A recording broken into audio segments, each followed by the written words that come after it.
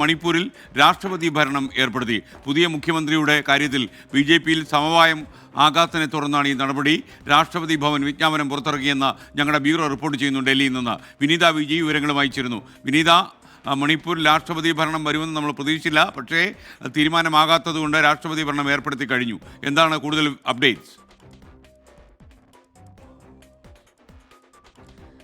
തീർച്ചയായും എസ്.കെ.എൻ, മണിപ്പൂരിനെ സംബന്ധിച്ചിടത്തോളം കഴിഞ്ഞ 1.5 വർഷക്കാലമായി അവിടെ ഈ സംഘർഷങ്ങൾ കയവില്ലാത്തൊരു പശ്ചാത്തലം തന്നെയായിരുന്നു മണിപ്പൂരിൽ ഉണ്ടായിരുന്നത്. തുടർന്ന് മുഖ്യമന്ത്രി എൻ ബിരേൻ സിംഗ് രാജിവെക്കണമെന്നൊരു ആവശ്യം സ്വന്തം പാർട്ടിയിൽ നിന്ന് പോലും ഉയർന്നിട്ടുണ്ടായിരുന്നു. ഇതിനിടയിലാണ് പ്രതിപക്ഷം അവിശ്വാസ പ്രമേയം കൊണ്ടുപോയി അതുമായി ബന്ധപ്പെട്ടുകൊണ്ടുള്ള നടപടിക്രമങ്ങളുമായി മുന്നോട്ട് പോയത്. പക്ഷേ ആ അവിശ്വാസ പ്രമേയത്തിന് പോലും കാത്തു നിൽക്കാതെ എൻ ബിരേൻ സിംഗ് രാജിവെച്ച് ഒഴിയുകയായിരുന്നു. പിന്നാലെ തന്നെ തിരക്കിട്ട ചർച്ചകളൊക്കെ തന്നെ അവിടെ നടന്നിട്ടുണ്ടായിരുന്നു.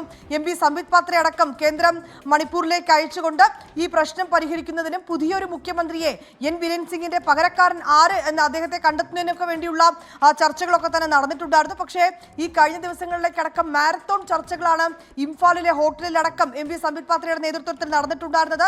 അതിൽ കുക്കി, മെയ്തൈ എംഎൽഎമാരെയൊക്കെ വിളിച്ച് അദ്ദേഹം പ്രത്യേകമായി കൂടിക്കാഴ്ച നടത്തിയിട്ടുണ്ടായിരുന്നു.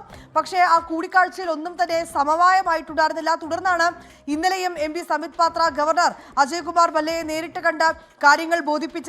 ഒപ്പം തന്നെ ഇന്നലെ ഇതുമായി ബന്ധപ്പെട്ടുകൊണ്ടുള്ള റിപ്പോർട്ട് ഗവർണർ കേന്ദ്രത്തിന് കൈമാറിയിട്ടുണ്ടായിരുന്നു. അല്പസമയം മുൻപാണ് ഈ രാഷ്ട്രപതി ഭരണം ഏർപ്പെടുത്തിക്കൊണ്ടുള്ള വിജ്ഞാപനം പുറത്തിറങ്ങിയിരിക്കുന്നത്. ഒപ്പം തന്നെ ഇന്ന് ഈ നിയമസഭാ സമ്മേളനം ചേരുന്നതിനുള്ള കാലയളവ് ഇന്ന് അവസാനിക്കുകയും ചെയ്യുന്നുണ്ടായിരുന്നു. ഇതിനിടയിൽ മറ്റ് മാർഗങ്ങൾ ഉണ്ടായിരുന്നില്ല. ഒപ്പം തന്നെ ഈ രാഷ്ട്രപതി ഭരണത്തിലേക്ക് മണിപ്പൂർ നീങ്ങിയിരിക്കുകയാണ് ഇപ്പോൾ.